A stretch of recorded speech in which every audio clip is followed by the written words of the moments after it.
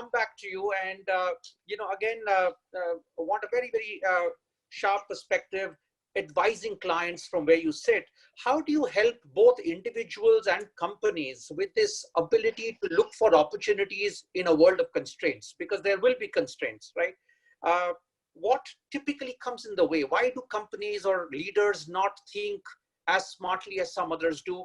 And, are there really any quick common takeaways that our viewers could possibly benefit as tips to get to see opportunities in the face of the constraints that they are in, including the MSME segment? And, so anything that comes to your mind that companies don't do but should be doing? Yeah, so thanks, Prabir. I think it's a great question. I mean, constraints are due to time, money, resources, abilities, choice, orthodoxies, right? I'll take maybe a few stories and real life example stories. We were told by the Orissa government that this is much before any other state government really reacted to say, can you help us on this whole COVID perspective, right? Which is whether to identify which areas it'll explode, to identify somebody who could have symptoms without actually going to a doctor, to finally, looking at zones, doing geoperimeter fencing, to all of that. And, working with the state government, we've obviously worked for many years with state governments, but they're not the easiest to work with. It takes time. It takes a lot of time. And what we also realized is we had to bring in many different skills. So we actually, we got in Salesforce, we got in Google, we got in IIT Mumbai, we got in our Israel folks, because the doctors in Israel had basically identified a way to, identify people with symptoms. So they had these were specialists. And then of course, Deloitte US, because, they specifically bought in Salesforce skills as well. We put this whole platform integrated with WhatsApp in 7 days flat. Nobody stepped out of their house, right? And it basically was a 24-hour thing working across continents, right? But to build, normally if you had asked, hey, can you develop something like this? And we would have said, yeah, sure, 6 months, we'll do testing, we'll do, waterfall, we'll do all of that stuff. And we'll in 6 to 9 months, we'll roll it out. This was done in 7 days flat. Right? Wow. So one of the things is, and I think is a lot of it is to do with belief and say that we can pull it off and we can really, and constraints make you better rather than actually constraints forcing you to say this can't be done. Way back, long time back, and it's a story that I want to say that, we used to do some work in Afghanistan. Now, forget why we were doing that work in Afghanistan. We were doing for a telco story. It was about revenue optimization, maximization, really doing, a lot of work on consumers, especially the telco consumers. And while doing the work, and this was not just a core technology job, because it was revenue maximization, strategy, product development, all of that stuff. Our hotel got attacked by the terrorists. You would have heard of this because this was a big news. They were basically trying to attack the Indian doctors who were actually in the hospital next to our hotel. And the terrorists actually came up to the first floor. We were on the third floor. They were neutralized with a lot of deaths. Now, we obviously couldn't do any work now in Afghanistan going forward, because obviously the team and everybody else was terrorized.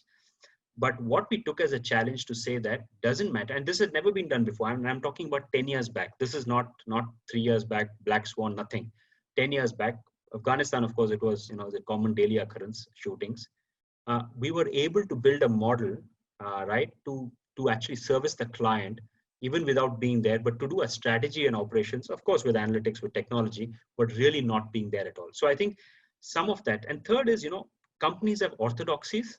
Vivek can explain much better than me in terms of orthodoxy, but Starbucks, what was the orthodoxy? The earlier orthodoxy of a cafe shop was you come in and you go fast so that you have more consumers come in. They broke that orthodoxy to say that they wanted people to sit in the cafe for longer, right? So how do you break orthodoxy? So a lot of that is, I would say constraints of how you convert constraints into opportunities. What comes in the way was your question.